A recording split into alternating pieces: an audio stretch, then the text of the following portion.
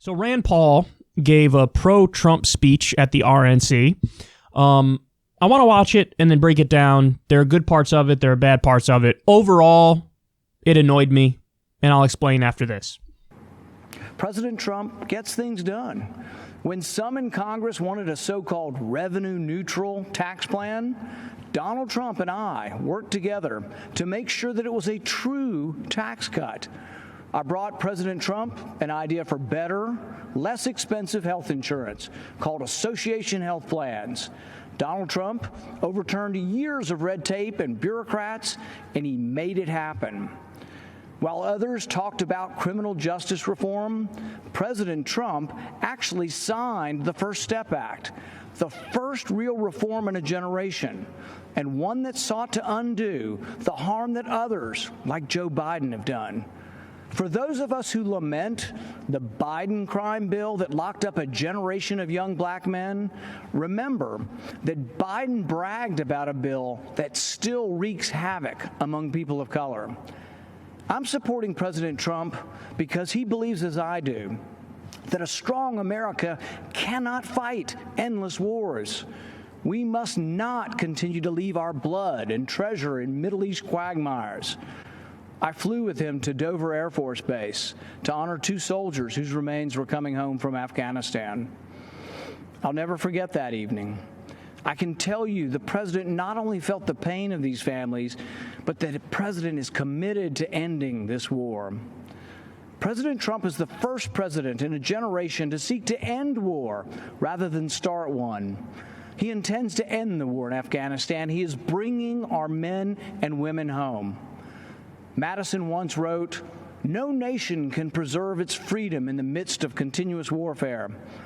I'm proud to finally see a president who agrees with that. Compare President Trump with the disastrous record of Joe Biden, who has consistently called for more war. Joe Biden voted for the Iraq War, which President Trump has long called the worst geopolitical mistake of our generation. I fear Biden will choose war again. He supported the war in Serbia, Syria, Libya. Joe Biden will continue to spill our blood and treasure. President Trump will bring our heroes home. If you hate war like I hate war, if you want us to quit sending $50 billion every year to Afghanistan to build their roads and bridges instead of building them here at home, you need to support President Trump for another term. So there's a lot to say about this. Let's go from the top. When he talks about, there's a line there which is such an admission, and Rand Paul doesn't realize it. He says at the beginning, some members of Congress wanted a revenue-neutral tax plan. So what that means is a tax plan that doesn't add to the debt or the deficit. And he said, I worked with President Trump to make sure we had a real tax cut. So namely, not necessarily revenue neutral. So what he's admitting there is behind the scenes, he knew and Trump knew and a bunch of the Republicans knew, hey, this tax cut that we're pushing for, the 2017 tax cut bill, which became law, it's actually going to massively increase the debt and the deficit. And it did. It's going to add like $2 trillion. It's already added a bunch to the deficit, but it's going to be like $2 trillion over the course of 5 or 10 years or whatever it was. So now the arguments they made publicly, they kept saying that the tax cut is going to pay for itself. It's going to more than pay for itself. So you cut taxes for the wealthy, and then the economy takes off, and then, people make so much money and the corporations do so well that even though they're paying a lower tax rate, it'll be more revenue coming into the government overall. That's the argument that they make. Now, that's never been the case, whether it's the 1920s, whether it's under Ronald Reagan in the 80s or George W. Bush. Whenever we try trickle-down economics, as it's called, you have boom-bust cycles with the economy, and you add massively to the deficit. So he's admitting that behind the scenes, Trump knew and he knew this tax cut is going to add to the deficit, but they had a public face of, no, it's not going to do that, so they were lying. He's admitting that they knew that. Because he said some wanted a revenue-neutral tax plan. We didn't. Trump and I didn't. That's an amazing admission there. And by the way, the media, it's such a shame that you have to come to this show for a breakdown like that, because nobody on CNN or MSNBC is going to break that down for you. And that's a really important thing. It was all a sham. They were lying every step of the way. They knew what would happen with it. Really, at the end of the day, it was just a ruse to give their wealthy buddies and corporations more money. That's what that 2017 tax cut law was. 83% of the benefits went to the top 1%. The bottom 52% of taxpayers see a tax increase over a decade. A tax increase. So, all right, that's the first point. Then he brings up, so he's praising Trump for this terrible tax plan. By the way, a new analysis came out. When Republicans put that front and center as if that's an accomplishment, they lose Rust Belt voters. This is a new analysis that just came out. Because those people who were like 2 times Obama voters that flipped to Trump, they weren't looking for standard Republican tax plans. They were looking for genuine populism and a more left-wing economic approach, and they didn't get it. So they're losing voters as they keep bragging about this elitist tax plan. This is a new analysis that just came out. So bragging about the tax plan, he doesn't deserve any credit for that. It was abysmal. Then Rand Paul goes on to say, Trump helped me with this better, less expensive health insurance plan. Okay, you can't talk about healthcare, health insurance under the Trump administration and act like there were any successes, because tens of millions of Americans lost their health insurance. Tens of millions of Americans. I mean, we're hemorrhaging people who are covered. The bills are going up, and you're talking about how, you worked with Trump to get some scam plans back. This is one of the things that happened under Obamacare, is they banned these bare bones, coverage plans, because what they found is they're not really giving you any coverage. Like, you basically have to be on death's door to get anything paid for. So you pay them every month, and it's a small amount, but you never get anything in return. So basically, Obamacare came along and said, you have to offer at least these bare, basic, minimum things that you cover. And so those plans were wiped out. And so basically Rand Paul saying, I wanted to bring those back, and Trump helped bring those back. So congratulations, you're doing the bidding of for-profit health insurance companies and allowing them to continue to scam people. This is not something to brag about. It's pathetic. Then he goes on, I'll give him credit on this one. He brings up the First Step Act. He's correct that was a good bill. It was a step in the right direction. But it is literally just the first step. We need to go way further than that. And Trump could legalize recreational marijuana tomorrow if he wanted to, but he doesn't want to. And he's correct in attacking Biden and calling him Crime Bill Joe Biden. But just understand, you cannot make this criticism and also turn around and make the criticism that he's soft on crime, because that makes no sense.